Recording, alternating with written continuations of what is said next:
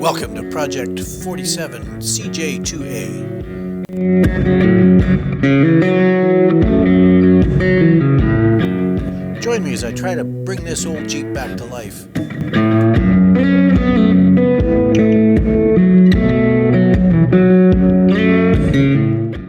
Well, folks, I thought I'd do a little update on the Project 47 here.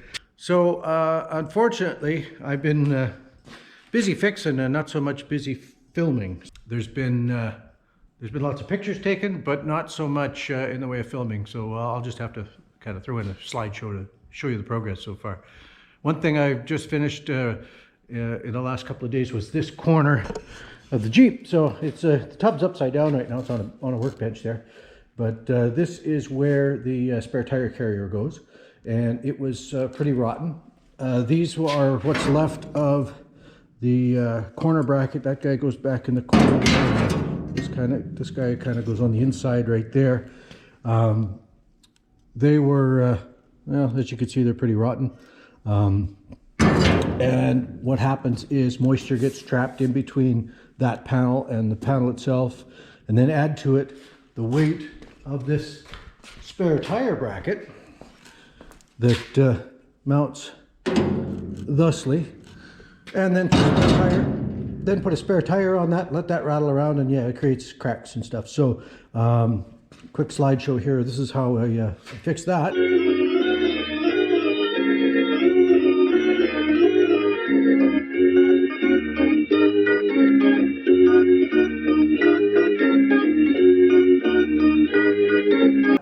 So this was all cut out, and if you want to look in, let me find a light here. So you can look on the inside here. So I fabricated this new doubler in here and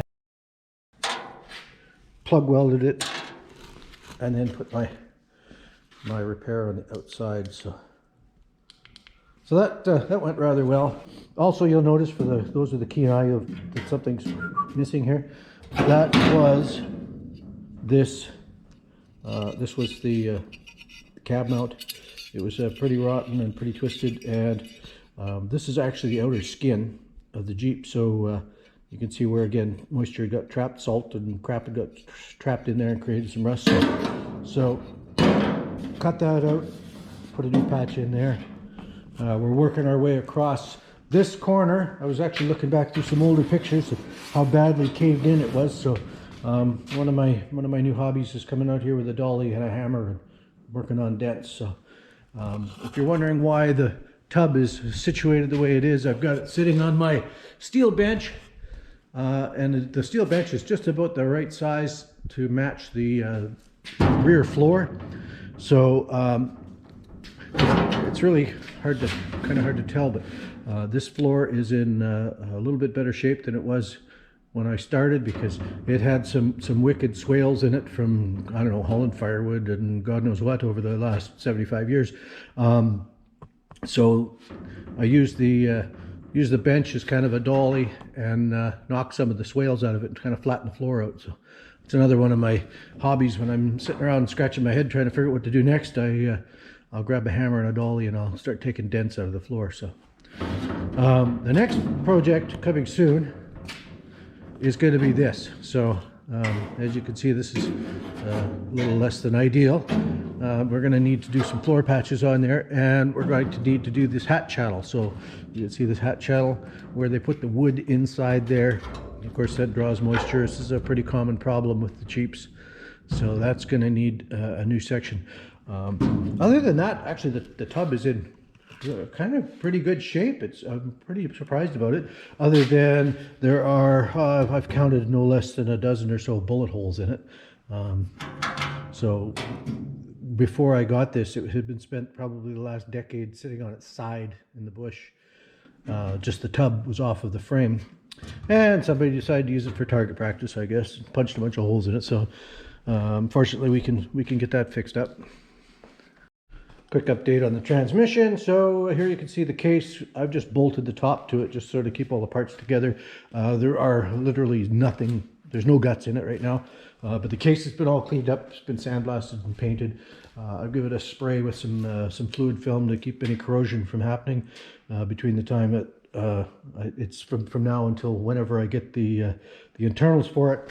Transfer case, there's a flex plate is all cleaned up. Transfer case, likewise, it's all cleaned up. It's been fluid filmed. It's been pretty dusty because I've been working in the shop here, but I'm waiting for the rebuild kit to show up for that. It's coming. A lot of the parts are cleaned up and all been more or less restored. Now I'm just waiting for all the expensive bits that go on the inside, so they're on their way. I got a big order in, so they should be coming along soon. And I don't know, maybe it's just me, but there seems to be something kind of therapeutic about sandblasting old rusty parts and making them look like new again. Yeah, so there's a quick update on what's happening with Project 47. I'm still tinkering away at it. There's lots of good motivational information out there. A few of my favorites, a few guys building Jeeps online on the YouTube channels and stuff. So there's lots of interesting information out there. Metal Shaper jumps to mind. There's quite a few others. Garage on the Hill, a couple other ones that they're also working on some Jeeps. So keeps the guy motivated. A couple of the other, actually a shout out to a couple of the other channels that I watch. I don't know if anybody's familiar with Project Binky, but Bad Obsession Motorsports is their YouTube channel. Some amazing fabrication work that goes on there. It's real good fun to watch. It's Monty Python meets overhauling, I guess, is probably one way to look at it. There's some real neat work and some English humor, so it's kind of funny. Here's a little sneak peek of their content. Project Binky in colour. Starring Nick Blackhurst. Also starring Richard Brunning. Yeah, we're at that stage where we've just got a few little jobs to finish off before we can call it done. Now, you really wouldn't do it this way normally, but unfortunately we are because, you know, Nick. And that is why you go and see a professional.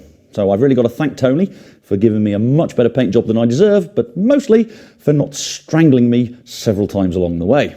But don't worry, I have a plan. So pop over to Project Binky and have a look at that. It's worth it. Another shout out to a fellow Ontario mechanic, Lou Trace. He's currently working on restoring he's doing a beautiful work on a Ferrari 308. My name is Lou Trace, and that right there is my 1978 Ferrari 308 GTS that I'm restoring for you right in front of your eyes. Let's get into it. It's Ferrari 308 that he's found that he's rebuilding from the ground up. And he's documenting all of his trials and tribulations and fun with that. So it's good to see other guys working on stuff like that. It helps me keep motivated to come back out here and work on this. Speaking of Ferraris, another wonderful build that's going on for the Ferrari purists. They're probably aghast when they see what he's doing. But Mike Burrows from Stanceworks is doing a K-swap Ferrari. That's another one to look up. Again, starts from scratch with a really nice stock 308. This is my new project, a 1981 Ferrari 308 GTBI. Mike spent the last couple of years doing all the fabrication on this K-swap Ferrari, and he's documented everything, and he's done some real wonderful work. It's worth watching. The project is nearly done now, and the workmanship is beautiful. This Ferrari looks fantastic. Just posted today dyno shots. He's starting to do some work to it, and early numbers, they haven't even started to play with it yet, and they're up over 500 horse already with this thing. So it's a real interesting build. So there's lots of good channels out there to help keep you motivated if you're working on a project like this. I hope maybe this might be one of them. So Project 47 is going on. We're gonna keep tinkering with this old Jeep. So don't forget, like and subscribe, hit the bell. Thanks for watching, and I really appreciate your comments below.